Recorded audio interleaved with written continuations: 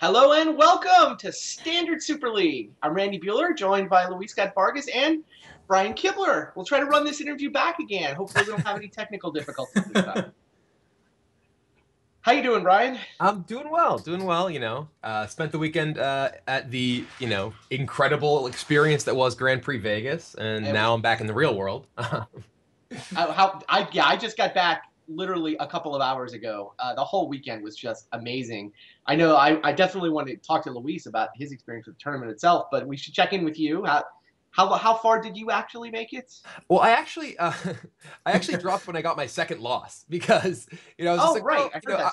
I mean, saying, well, I'm in Vegas. I was there with, my fiance Natalie, and I didn't really spend a ton of time preparing for the tournament because I knew those were all going to be circumstances that were happening. It's like an 8,000 player sealed deck tournament in, a place there's a lot to do other than just play sealed deck. So I, decided to limit my preparation to pretty much reading spoilers and reviews and stuff like that, and didn't do particularly well. Didn't have a great deck anyway, but just I had a blast regardless. I really thought that the event was pretty incredible. So you're saying we both went X2? Yeah, exactly. I only got 2 losses in the entire tournament. Yeah, fair enough. Yeah, Luis, congratulations on another great Grand Prix run for you. I mean, I'm sure you would have liked to win the sort of tiebreaker into the top 8, but you still got to feel pretty good about that finish, right? Definitely. I mean, I did go, for those watching, 13-2 and got 17th, which is funny considering that's much worse than the average record I've top 8 at a normal Grand Prix with. But it's probably a better record than you had when you won your first Grand Prix, right, Brian? Well, that was something that I was talking about. The first Grand Prix that I played that I won was in 1997. It had 150 players. I was one of them. Yeah, Randy was among them, and yeah, there were most side events at this Grand Prix were bigger than that Grand Prix, by a lot. Yeah, the bounty event on Friday night was 900 people. Yeah, that if it were compared to most historical Grand Prix, would have been near the top. Right. So, yes, even though I went 13-2 and got 17th, I don't feel bad about it. Obviously, it would have been great to top 8. I knew I wasn't going to a couple rounds, when I got my second loss, basically, which was in the second round of the first draft on day 2. So, round 11 or something like that.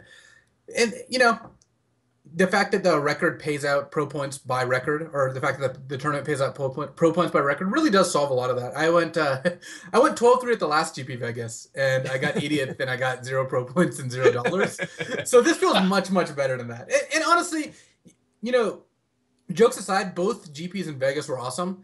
I do love these events, and even though they are harder to win than a normal tournament by a long shot, it's still just a great Magic weekend. So I'm curious if we see a split where we have Magic conventions and we have Grand Prix, and they go back to maybe being their own somewhat separate thing, or become their own somewhat separate thing. Because I think the vibe there was great, the whole weekend was great, and I would love to kind of do both those things and have them not necessarily be jammed into the same weekend. Because I know a lot of people who went and didn't play. There's thousands of people who went and didn't play. So it's interesting to think about.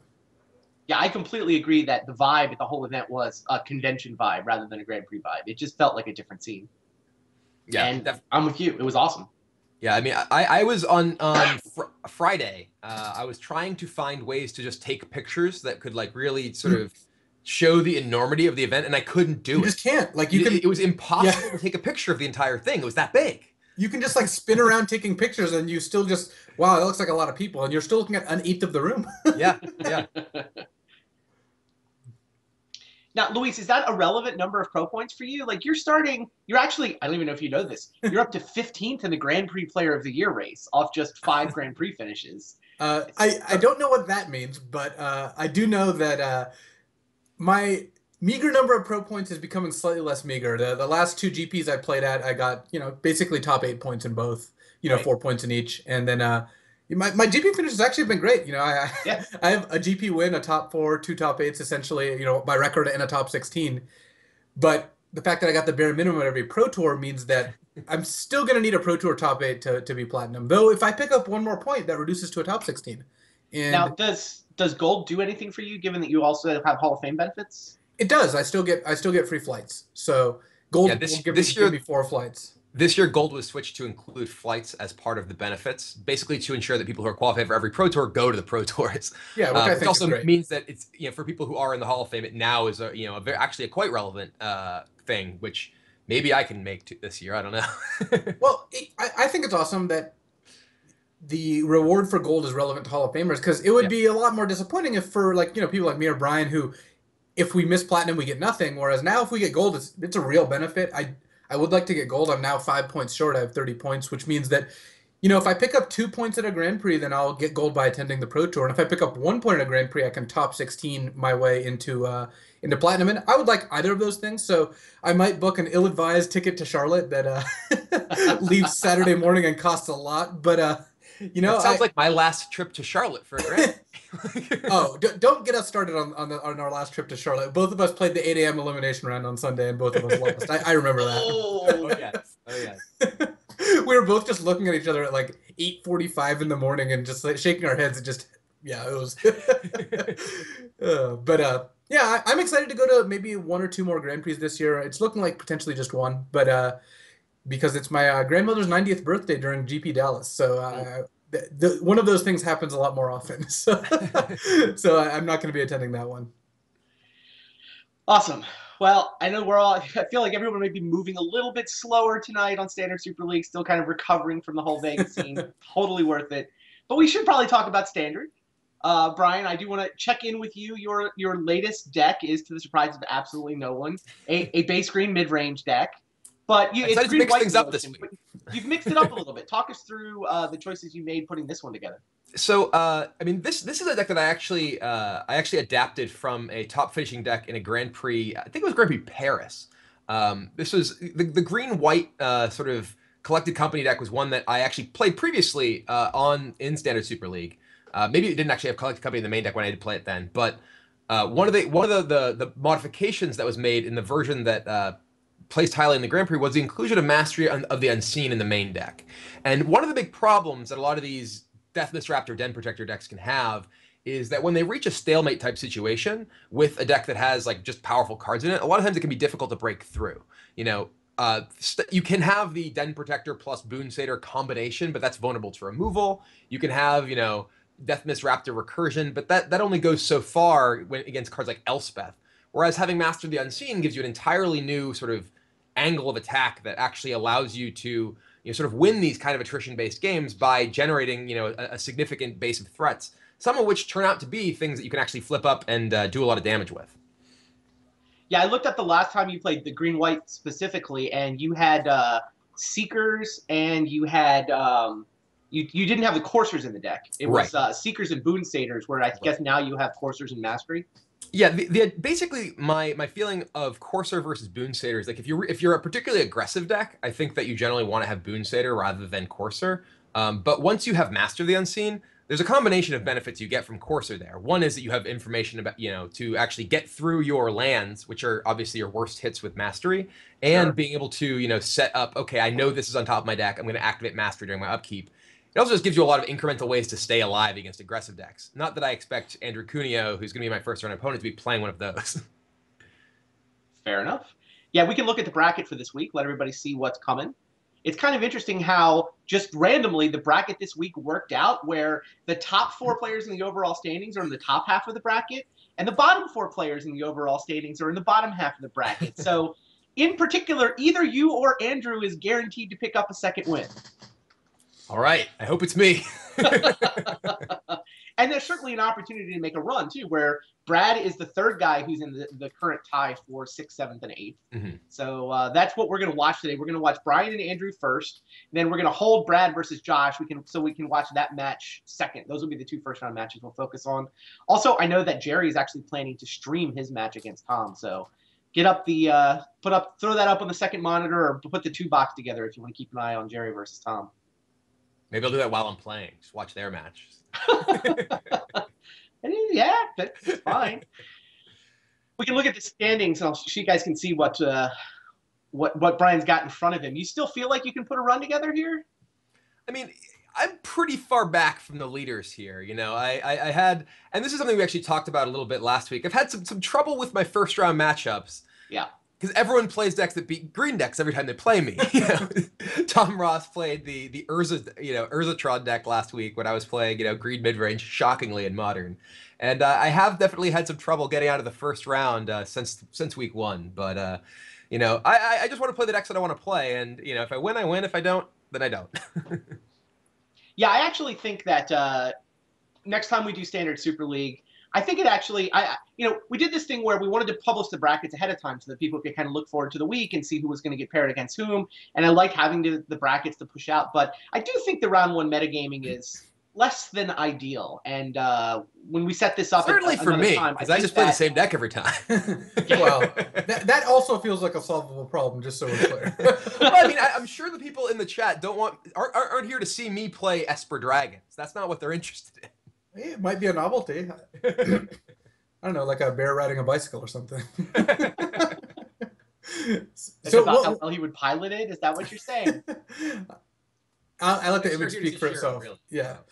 So one thing that I've been thinking also is, having played the Vintage Super League now 2 seasons, I do like the 3 weeks per deck kind of setup. I think that's interesting. I like that every week has a winner here. You could even incorporate them both, maybe. I don't know, but I think that if I were making the rules over right now, just had to start the tournament in 10 minutes from now, I would just say that we publish brackets Monday nights. Like make the deck list due on Monday afternoon, publish the bracket Monday night. That way, it's a new deck every week, and we get to have the 8-person bracket with a winner every week. But nobody knows who they're playing against. Right, Brian's in the field, but you don't know if you're playing him or not. And so I think, and then Tom Ross can play his Infect deck, which I think is the same idea, right? People wanted to see Tom Ross pilot Infect in Modern, and he was just like, no way, I can't play Infect. Yeah, he felt too risky. And I think that would definitely help. I know from talking to some of the competitors that having to turn in a deck every week does make it tough to come up with something new every week and something that's properly tested. It's just because looking at the people getting back from Vegas, they would have had to test it last week before they went to Vegas. That seems tough to balance, That's why I'm playing a deck from several weeks ago. Right.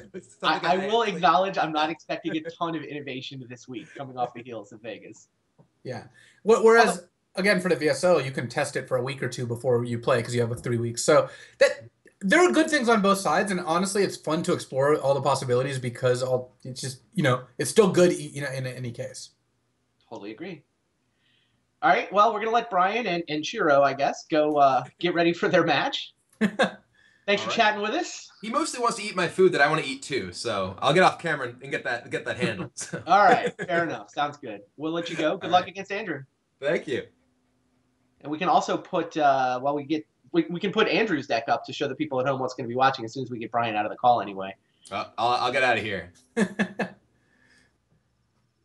This is actually kind of interesting to me in that Andrew, you can talk about people doing new stuff. Andrew's been kind of workshopping. This is the green-black Constellation deck. He's now running back for the 3rd time in the 5 weeks of Standard that we've had. Yeah. I feel like he keeps kind of fine-tuning it a little bit each week, which has been an interesting process to watch. Yeah, I have enjoyed watching that. I think it's cool to see, the number of den protectors increase, the removal spells kind of change, the cards like Merciless Executioner get in there. It's interesting to see Andrew tune this deck as the tournament goes on. Yeah, so that is the matchup. Now, how does this line up against Brian, do you think? This kind of deck is generally good against green-white mid-range decks. Brian does go over the top a little better than his decks are normally known for. Just having Mastery and Courser is more reach than Brian usually has. Usually, if you can stop the ground 3/4s, then you're in good shape. But Andrew's got a lot of really good late game cards and a lot of good defensive cards. So I think that the whip deck is there's one whip in it, but I think that the enchantment deck, the Constellation deck, is ahead here. But I don't know about how much it is.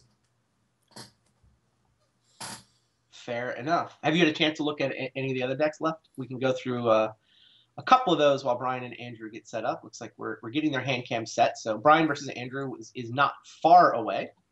I thought it was interesting what both Josh and Paul Cheon chose to bring. They both chose fairly similar decks here. Josh with Red Dragon Devotion. So this is a Crater's Claws mono red deck with 4 Nykthos. A ton of dragons and a ton of cards that have a lot of red pips in their cost, plus cards like Generator Servant, which is really sweet, and Dragon Whisperer. So this Yeah, I haven't deck really looks seen. awesome. I mean, Iron Shaman I knew was kind of on the edge for Red Constellation, so I'm not so surprised by that. But Generator Servant is a card I haven't really seen people talking about since, basically since M15 came out. Yeah, I saw some people debate putting it in Red Devotion, but it was kind of not a deck by the time M15 came out. And Right. seeing Josh kind of harnessing the power here is pretty cool, especially if you generate enough mana. You can use one of the Generator Servant mana on one creature and then the other on the other creature, and then you can hit with both right away. Very nice. Yeah, so that's the match. We will get to see Josh's deck in action for at least one round. He's paired against Brad, and the two of them are going to basically sit and wait for us to be ready for them. So you said Josh went Mono Red Devotion, whereas Paul went sort of on the other side of what you can do with Mono Red. Yeah, it's kind of funny because this is very much not a Paul Cheon deck, which is an advantage in this field. As the format stands, metagaming is a real thing, and Paul showing up with Foundry Seed Denizen, I think, is sure to at least his attempt to dodge what expectations are, which I think is a smart move. Now, Paul is paired against Owen, and Owen's choice this week was, well, let's just run back the odds-on control deck. Last time we had a week of Standard, Owen went 3-0 with odds-on control, and yeah, he's running it back. This is card for card the deck that he used to win week 4, which means it is 60 of the 61 cards that Yuki Ichikawa used to win Grand Prix Singapore a couple of weeks ago. Yeah, and looks like our match is ready too. Oh, even better. Let's get down. It's going to be Brian Kibler versus Andrew Cuneo.